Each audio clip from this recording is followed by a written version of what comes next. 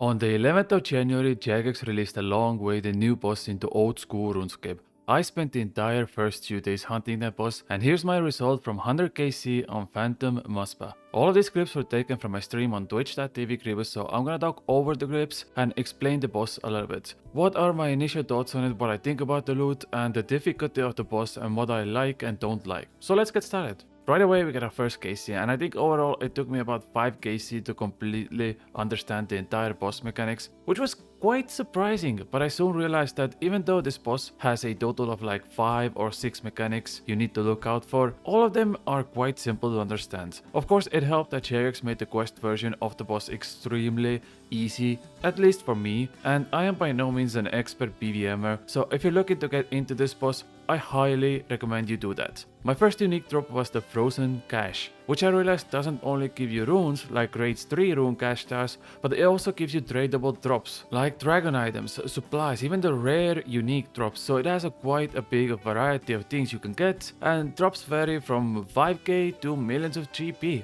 I will be making a guide on this boss in the next few days, so look out for that, and I want to specifically target players who don't have max gear. It's very Iron Man friendly, going in with Paros gears most likely, and I want to showcase how easy this boss is once you learn, and how good of a money maker it actually is. Overall, I did most of my kills with only range, as I found this to be most relaxing than doing 6-way switches with magic, but right after I got my 100kc, Jagex came out with a hotfix, where the intended purpose is now to actually use Ancient Magic Spellbook with freezes, as it has an increased accuracy to freeze the boss in the melee phase, so Ice Barrage, Ice Blitz all work so much better.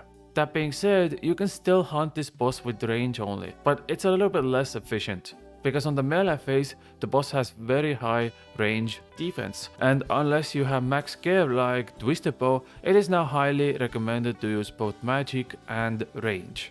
I got around on average 4 kills per trip with Dragon Crossbow before the Hotfix went in, and afterwards I only got maximum of 2 per trip. On the 21st of KC I got my second unique item, which was Charged Ice. Firstly, to get the item you need the boss to be killed 3 minutes or less. I got a timer of 242 with only Dragon Crossbow, and it's a 100% guaranteed drop rate, and the item's only purpose is to metamorphise the pet, so if you do get it, this will allow the pet to change forms.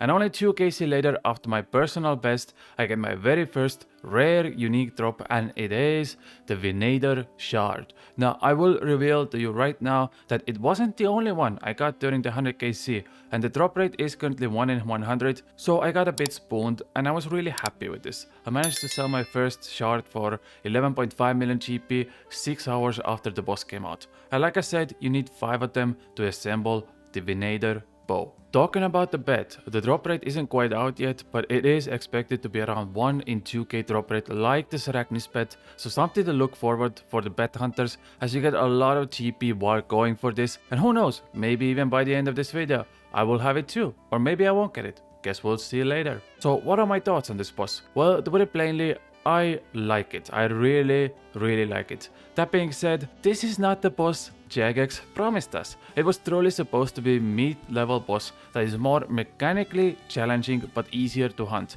and Jagex stated that level 95 combat players should be able to tackle this boss. Now, if you're around level 95 player, I assume your stats are somewhere around 70 to 80 area. In fact, if you have 75 stats, your combat comes at exactly 96. Now with these stats I'm showing you, there is no way you can actually hunt this boss. Maybe you can get few KCs, that takes around 6 to 7 minutes, which is just not worth it. I am 99 range, I use a late void with Dragon Crossbow, and later on I use Arma Crossbow, and even I was struggling to go through some of the boss KC at the start. I've seen people with Bofa and full crystal armor get sometimes 4-minute kills. That's not a medium tier boss. It takes on average 3 times longer to kill this than Vorkat and Salra. Granted, at the moment the loot is also about 3 times better. And with that being said, here is my second Venator Shard. This is the next day, and I sold this shard for 7.5 million GP. So as you can see, with a little bit over 30 KC,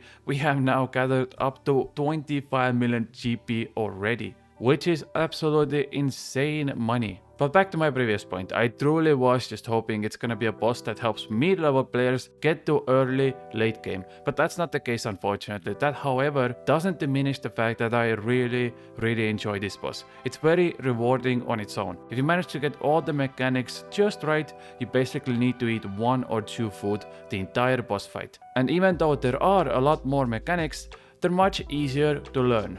That being said, if you also make mistakes, they're quite punishing, so definitely go into this boss with an open mind to make mistakes, and even after 100 KC, I still sometimes mess up and take buttload of damage. There was so many times I got sent to Lumpy when the boss had like 15 HP left, and I swear I missed out on like at least 10 KC because of it. But it doesn't matter, this will always happen with new bosses. You make mistakes, you learn from it, and then you try again. And trust me, the money you get from this is so worth those mistakes you make, which we will reveal later on how much I made in total. Other than that, there was an interesting drama going on around the boss because the Venator bow was initially disabled in Barbarian Assault minigame. Apparently, the community of Barbarian Assault and the people who offer services for that game were completely against this bow being used there because it makes the attack roll much easier. So Jagex, one day before release, without any notice, stated that this bow will not be used there, and that's that. Obviously, Reddit and the community got kinda upset, saying, well, there was no information about this beforehand, and you can't cater to small BA service community that has handful of people in it, just because they don't like it. It would be silly to start to disable and enable items because dozens of people don't like it. And would you know it, only 24 hours later, Jagex decided to revert the changes, allowing the bow to be used there again. And the last drop I haven't talked about is the Ancient Icon, which I'm about to get right now. You can combine the icon with the Ancient Staff and that will make the Ancient Scepter. Now what the Ancient Scepter does is basically give you 10% more effectiveness on your Ancient spells and 5% magic strength. Wow, okay, I think I just said Ancient like 10 times, I'm sorry about that. Let's continue. It's an untradeable item and it is effectively more powerful than Master Wand. A lot of people have already tested it out and it is absolutely bonkers to use in PvP, and it's also good right here, using on this boss. With the scepter you get longer freezes and ice spells, blood spells heal you more, smoke spells steal you more poison, and so on. It has many uses, and if there is one item you should definitely grind for, it's this icon. It's only 1 in 50 drop rate as well, which is pretty common. On average you should get it in like 4 or 5 hours. I've done over half of my goal now, and one thing I definitely noticed throughout the kills was how uneven the drops seemed. Like there are cases where I got 150k loot from the entire kill, and there are cases where it dumps out like 12 Rennar seeds, 2000 essence and 3 dragon blade legs, which is like a 900k drop. So it was definitely a bingo every time you get a KC, thinking what am I gonna get next? Like I saw a picture on Reddit where a guy got 6 dragon blade legs as a drop. That is a 1.1 million GP drop, just like that. That seems like an absolute heaven for Iron Man. And that's what I said in my video a week ago as well, where this boss will entirely depend on how farmable it is for Iron Man and main players alike. Think about it this way, let's compare 3 bosses, Salra, Vorkat and Muspah. Salra's scales will always be in value, no matter what. Superior Dragon Bones will always be in value no matter what. Ancient Essence, that's debatable. See, the problem I see with Ancient Essence is this. There are currently 3 things you can do with it. Firstly, you can make a potion that boosts your magic level. Secondly, you can make Saturated Heart, which is the stronger version of Imbued Heart, and that also boosts your magic level. So we already have 2 things that contradict each other. You don't need them both because they essentially both have the same effect. And lastly, you can charge the Venator bow with it. Now, out of all of those 3 things, I would say the bow is very niche, so you're only gonna use it at very small scale situations. Saturated Heart is extremely OP, but you only need one time use of 150k essence to make it, and that's it. So if you look at it from a bigger picture, the Ancient Essence doesn't seem to be that important as the scales or as the bones. But they could add more items in the future to benefit the essence. For instance, when Desert Treasure 2 releases in the summer, maybe a new magic weapon that is powered by the essence, maybe a new melee weapon, who knows. But currently I would say the essence is the least in demand resource out of all the 3. We're getting closer to the end, so before we do end, let's talk about the average skills and then we'll see how much I made. For me, with range only, armored crossbow and elite void, I managed to get on average around 10 kills per hour. I know with max skill like twisted bow, you can pretty much double that, so 20 per hour. I even saw some people have mules before you enter the boss lair, so they just feed supplies to the guy getting the KC, and he in return trades the drops over to the mule. I mean, people are going crazy on this boss. The number 1 rank guy currently has around 700 KC in the first 3 days, which means on average he has hunted this boss for 35 hours and probably made hundreds of millions of GP during that time. I'm gonna end with this. This boss is really fun and I highly recommend you try it out. If you wanna see an in-depth guide, I recommend subscribing to me so you see an update when that guide comes out. I try to make it really noob friendly so everyone has a chance to try it out. With a little bit of fixing, maybe adding some more uses to the essence, maybe lowering the boss's defense a little bit so the freezes actually hit, I think this is a great start to the year.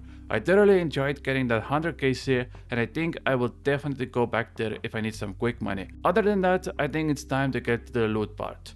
So first of all, I got 2 Venator shards. One sold for 12.5 million GP and the other one sold for 7.5 million GP. So in total, I made about 20 million GP from the shards alone. I also got 4 frozen caches, which came to total of about 1 million GP. And I also got 4 clues, 2 hard and 2 elites, which also came to 1 million GP. And the rest of my loot, all the common items and everything with the ancient essence came to a little bit over 19 million GP in total. And with all of that being said, the total value of my loot at 100 KC was around 41 million GP. Now this is actually pure profit. I already took away all the supply cost from this and that means on average I made 410k GP per kill on Phantom Muspah. It took me around 11 hours to finish this, so for me this moneymaker was around 4 million GP an hour. Now again, if you're an endgame player, this is double that, which is 8 million GP an hour,